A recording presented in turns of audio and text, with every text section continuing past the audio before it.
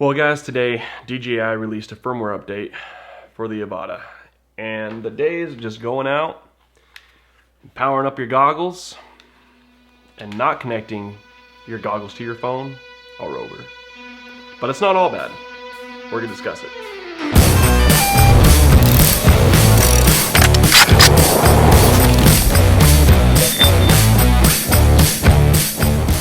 Alright, so with this new firmware update, version 01.02.0000, the DJI Avata will now be implementing the remote ID feature, and it will be mandatory. Meaning now that you will have to open the DJI Fly app on your phone and connect it to your goggles before flight. Either way, it's a bummer, right? I mean, I really enjoy being able to just go out to a spot, power on my drone, power on my goggles, as well as my RC over here, and just go, right? Not having to fumble with wires, figuring out where to put my phone, and put it in my pocket. It's obnoxious. I mean, that's why I like this thing so much. The DJI RC with the built-in screen for the Mini 3 Pro, not having to fumble with my phone. That's why we like this so much, DJI. Why? Anyway. We got some additional features though that are really cool, that are really going to change the game for this drone regarding the camera specs and what this thing can do. But before I get to the ones I like, I'm gonna go over the ones that are just kind of like meh. We went over the remote ID, which is cancel countdown for low battery return to home. Okay. Transfer data from the internal storage of the drone to the micro SD card. I mean, I guess that can come in handy. This one's interesting. Detect abnormal attitude and brake in manual mode. So I don't know if this is an attempt on DJI's part to assess the issue that a lot of guys are claiming to have when they're flying in manual mode and when they're banking really hard, either left or right, the drone then falling out of the sky. So maybe this is a deterrent that DJI is putting into this firmware update to have the drone automatically brake when it is sensing some abnormality in attitude. I think time will tell. Okay, so the ones I'm excited about. First, 10-bit color when shooting in decin-alike.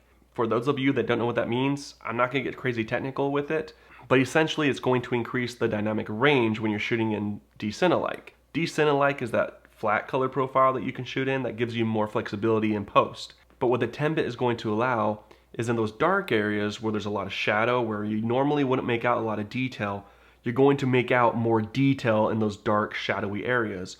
As well, you're going to be able to make more detail out in those semi-overexposed areas that aren't necessarily completely blown out, but are a little overexposed, but you're gonna be able to get more detail out of those more exposed areas, as well as the lesser exposed areas. So you're increasing that dynamic range. And this is why you see guys putting GoPros on their DJI Avatas as well as their DJI FPVs, is because they want to get that higher dynamic range. And I've never felt a need to put a GoPro on my Avata, but having 10-bit color now is definitely edifying that decision. Okay, aside from the 10-bit color, I'm also really excited about the 4K in 30 frames per second. But again, for those of you new to cameras and this world, what's so exciting about shooting in 30 frames per second when you can shoot in 60 frames per second? Wouldn't shooting in a higher frame rate be better? No, not necessarily. It depends on what you want to get. For me personally, I want to get more motion blur in my flight footage. And that's what the 30 frames per second is going to do. When you're shooting in a higher frame rate, you're capturing more images every second and the footage doesn't look as natural. Again, it's my personal opinion that's a good thing because that's a style I would like to go for. And I'm excited about getting more of that natural motion blur in my footage. And then on the other side of the spectrum, we have 120 frames per second in 2.7K or 1080p. So, okay, you just said shooting at higher frame rates is a bad thing. No, now at 120 frames per second, you can shoot in slow motion. Slow motion.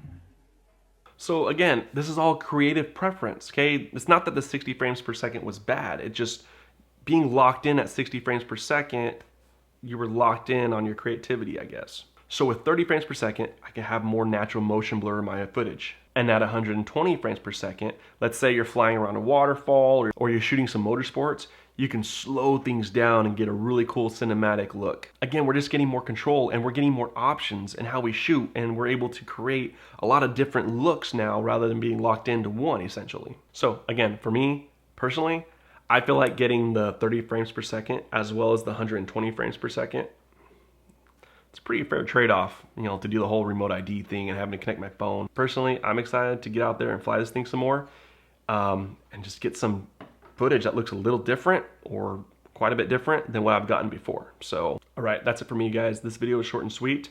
I appreciate you watching this video, and if you enjoyed this video and would like to see more content like this, please subscribe, tap that notification bell, and hit that like button. I would greatly appreciate it. Thanks, guys. Have a good one. We'll see you.